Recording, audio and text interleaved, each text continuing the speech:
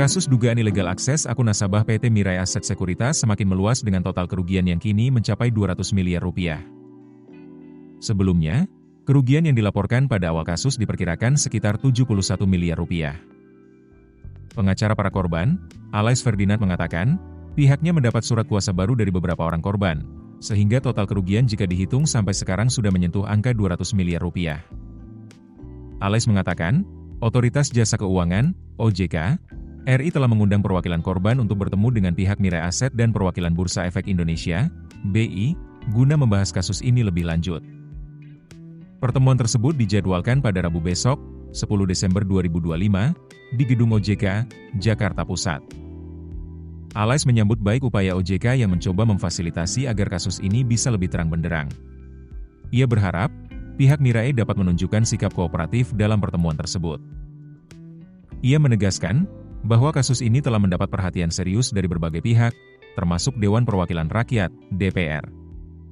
Rencananya, setelah reses, DPR akan mengundang pihak terkait untuk membahas lebih lanjut mengenai dampak dari kasus ini terhadap nasabah dan sektor keuangan.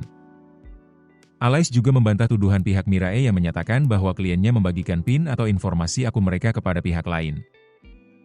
Jika tuduhan tersebut tidak dapat dibuktikan oleh Mirai, pihaknya akan melaporkan kebohongan tersebut ke kepolisian.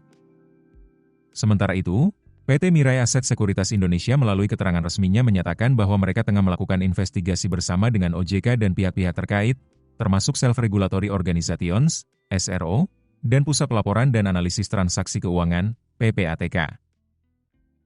Mirai menyatakan, dari pemeriksaan awal, terdapat indikasi kuat bahwa nasabah membagikan kata sandi dan akses akunnya kepada orang lain, yang merupakan pelanggaran keras terhadap pedoman keamanan dan berpotensi menimbulkan risiko pada akun tersebut.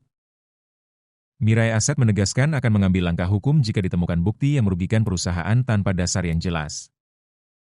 Sebelumnya diberitakan, pihak Mirai Aset Sekuritas dilaporkan oleh seorang nasabahnya, Irman, 70, ke Bareskrim Polri, terkait dugaan tindak pidana penipuan hingga ilegal akses. Laporan Irman ke Bareskrim Polri ini dibuatnya usai dana investasinya yang mencapai 71 miliar rupiah tiba-tiba hilang tanpa ada penjelasan. Laporan dugaan ilegal akses tersebut dilaporkan pada Jumat, 28 November 2025, dan terdaftar dengan nomor LP B58311-2025 SPKT Bareskrim Polri.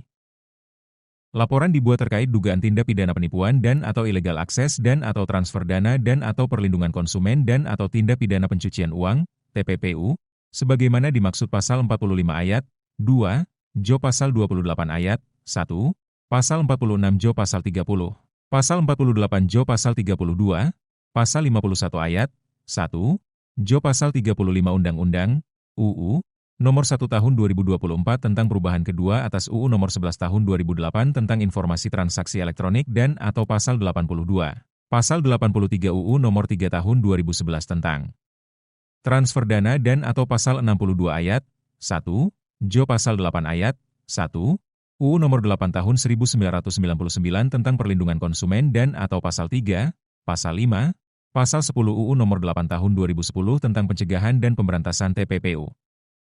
Download aplikasi Kontan sekarang di App Store atau Play Store. Keputusan bisnis terbaik datang dari data, bukan tebakan. Mudah berlangganan Business Insight dengan subscribe with Google.